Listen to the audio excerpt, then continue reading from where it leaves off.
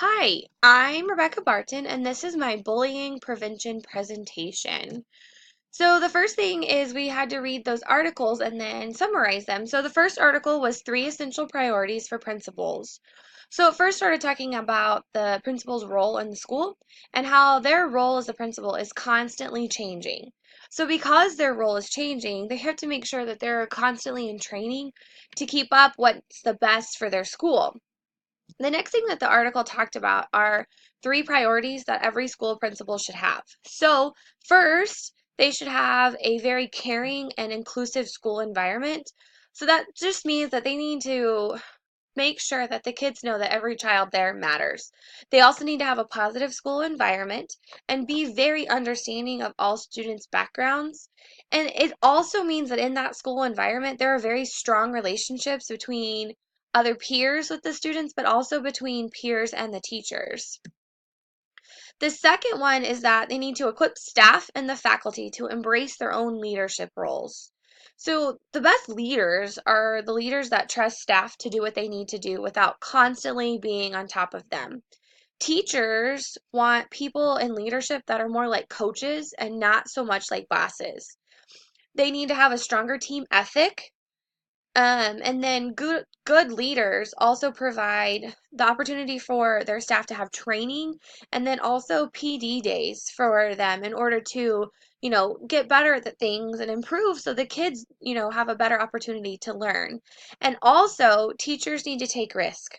Sometimes that starts out as small risks, but risks turn into big things. Three, it's important that the principal is collaborating with the community. Effective school leaders see community engagement as essential. They make sure that the community is engaged. Most of them, they have to understand what cultural and social makeup is in the community. This helps them understand the community, but it also helps them understand the kids in their school. This involves strong conversations with all parties, and the school principal, they are the strongest advocate for community needs. The second article was how feeling respected transforms a student's relationship to school. So it talked about that teachers and students need to have empathy. And when teachers are empathetic of the students, it cuts suspension rates in half. In order to do this, you have to change the teacher mindset, which when you do this, it can change the whole social experience that students are experiencing when they're at school. When you have respect, you know, for the students, it looks like compliance and cooperation. That's what students like to see in order for respect, and that's what teachers want to see in reverse. And then, you know, kids just want to know that they're recognized. They want to not be spoken down to. They want teachers to know their names, and they want teachers to show that they're interested in the things that the students are liking. It also talked about, how when kids feel respected, it can change how they perform in class. If you leave a short, encouraging note, it provides opportunities for the kid to feel valued. Racial stereotypes can truly affect teacher mindsets. It escalates punishments. When you put like a name and you associate that name with being bad, that just labels them as a troublemaker. This article also talked about building empathy. It addresses the behavior instead of the identity of the child. And teachers who participated in empathy training, their children were less likely to be suspended. It also talked about how having a better relationship with one teacher in that building can affect the student and how they interact with all the other teachers in the classroom and the school. And it talked about the nudge and flow, calling empathy training and providing training for teachers to learn how to be more empathetic. The Article 3 was creating a warm and friendly environment. So this one talked about how your classroom environment affects student learning, and that effect can either be positive or negative. Some positive classroom environment stuff, it's learning and emotional development. There's mutual respect in that classroom, and the students can feel very relaxed when they are asking questions. Ways to create a positive classroom environment. Well, one, you can create a warm and well-decorated environment. It would be warm and inviting, not super bright in colors. because color choice is very important, and warmth makes the kids feel comfortable and secure when they're in that room.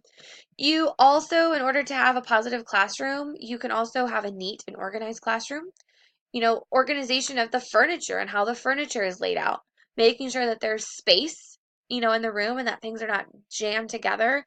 And also how you like lay the desk out. Says something at the way that they're set up in your room.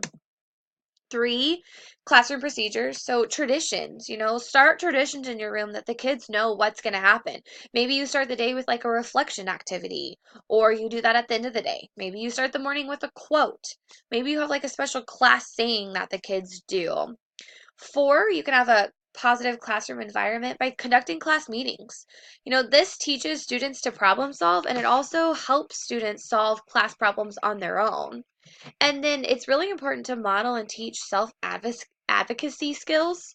This empowers them to advocate for themselves, and it also helps them develop goals and shows them how to meet them, which are really essential things for kids to have as they grow up.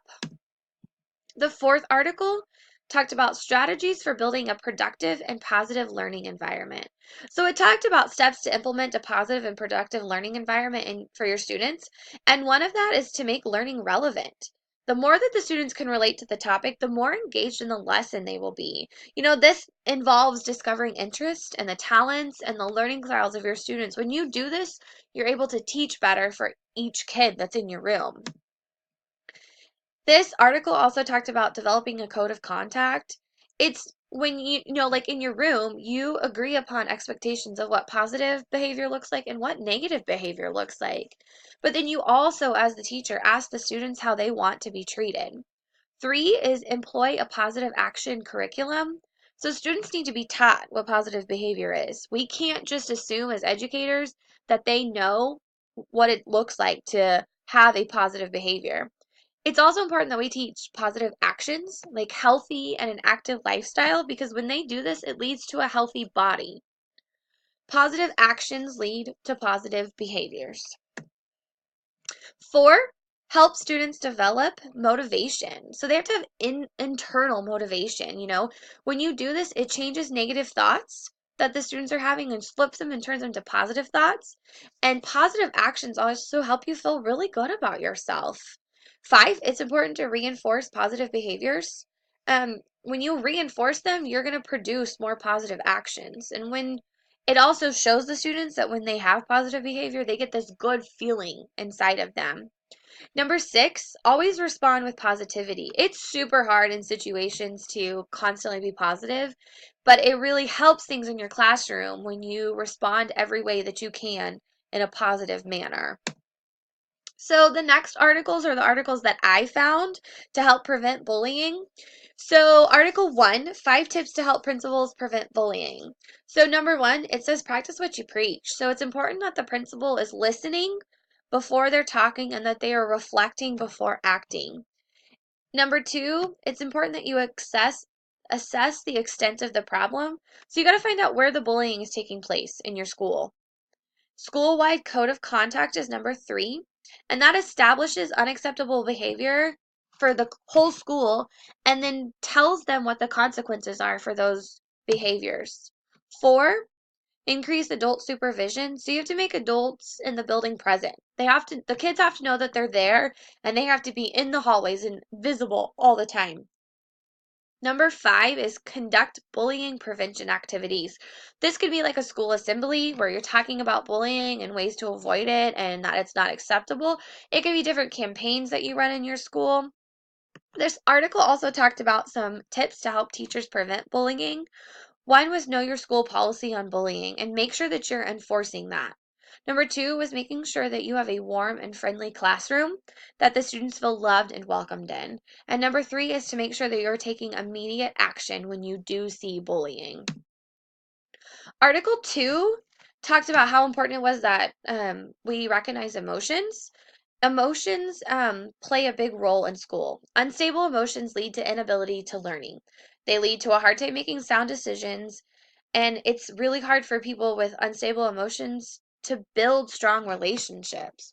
Bullying is the result of lack of emotional support. So it's important that you provide students with the resources to talk to people about situations going on at home. That can be a counselor, that could be a teacher, it could be any adult in the building. And then you also have to make sure that your classroom is inviting, that it's warm and friendly, and that the kids feel safe and secure there.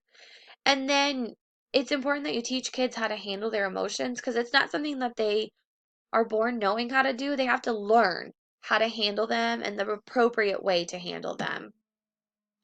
Article 3 that I found said that bullying is really on a rise in the country right now, and school training, like training of the staff, is really essential in addressing the problem. So educators want to intervene with bullying, but they don't really know how to because they feel unqualified and they feel like there's a lack of training. And then students cannot learn in a climate of fear. When they are worried and scared at school, they can't learn very well. So it's important that they create a school of comfort and safety and that they feel welcome there. And then it also talked about establishing stronger anti-bullying policies and making them known in the school. It discussed that the staff should be trained in what bullying is and how to prevent it. That you should conduct an annual school climate survey, which kind of will tell you where the bullying is happening, who's doing it, and then what kind of bullying it is. You can also implement programs that establish respect and show the kids what respect is, which will help kids respect each other better. And then teach the kids how to develop healthy school relationships. This is going to make students feel connected to school. Article 4, bullying it can poison an entire school community. Teachers need to intervene when they see bullying, and in order to help bullying not exist anymore, you have to have a positive school community. You got to teach kids about social emotional learning. So you have to have a warm and fostering environment that students feel safe and supported when they're there. You have to set guidelines for students to be supportive and caring friends. Sometimes students just don't know how to be supportive of their friends when there is bullying happening. And it's also important that your staff is trained. It also talked that, well, this is about the bullying data that was on our, the first page of our assignment. I really found the data interesting.